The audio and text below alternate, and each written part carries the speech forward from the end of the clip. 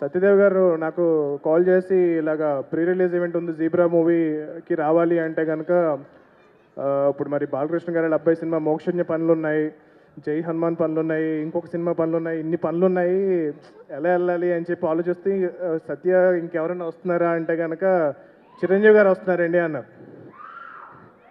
అంటే చిరంజీవి గారు వస్తా ఉంటే నీకేంట్రా బలుపు వెళ్ళని చెప్పి నాకన్నా ఆయనకన్నా ఎక్కువ పనులు ఉంటాయి నీకు. అసలు అంటే మా హనుమాన్ సినిమాకి మేము అప్పుడు చాలా కష్టపడి మూవీ చేసి ప్రీ రిలీజ్ ఈవెంట్కి సార్ని ఇన్వైట్ చేసినప్పుడు మా సినిమాని ఒక హనుమంతుల వారు ద్రోణగిరి పర్వతాన్ని ఎలా అయితే ఎత్తుతారో అలా ఎత్తి ఆ సినిమాని ఎక్కడో తీసుకెళ్ళి పెట్టారు. సో అది అప్పటి నుంచి నేను మీకు థ్యాంక్స్ చెప్పుకునే అవకాశం దొరకలేదు sir. Thank you so much. And అలాగే ఈరోజు జీబ్రా ఈవెంట్కి వచ్చి ఈ సినిమాని ఎంకరేజ్ చేస్తున్నారు చిరంజీవి గారు.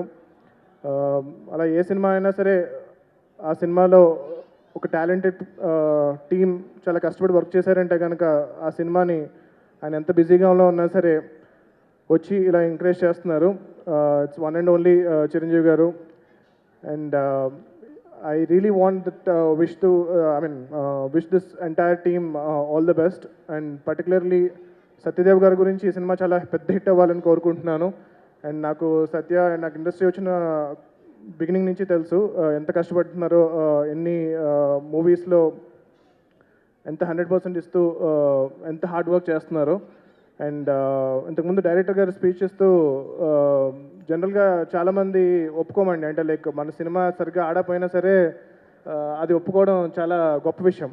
సో నేను ఒక మూవీ చేశాను, దాంతో -1కి వచ్చాను, మళ్ళీ +1కి రావడానికి నేను చాలా కష్టపడి చేశాను అని అనడం అనేది చాలా గొప్ప విషయం. అది ఆయన యాక్సెప్ట్ చేస్తూ ఆన్ ద స్టేజ్ అండ్ నేను I given my 100% to do a great film అని అన్నారు. సో ఆయన కోసం ఈ సినిమా చాలా పెద్దగా హిట్ అవ్వాలని చెప్పి నేను కోరుకుంటున్నాను.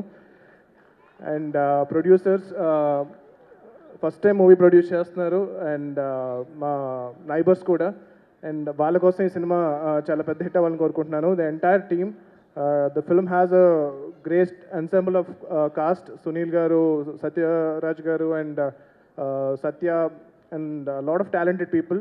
సో వీళ్ళందరూ కలిసి ఈ సినిమాని అద్భుతంగా తీర్చిదిద్దారు. ఈ సినిమాని మీరు కూడా ఎంకరేజ్ చేసి November 22nd ఈ సినిమాని థియేటర్స్లో చూసి మీరందరూ ఎంకరేజ్ చేస్తారని చెప్పి నేను కోరుకుంటున్నాను.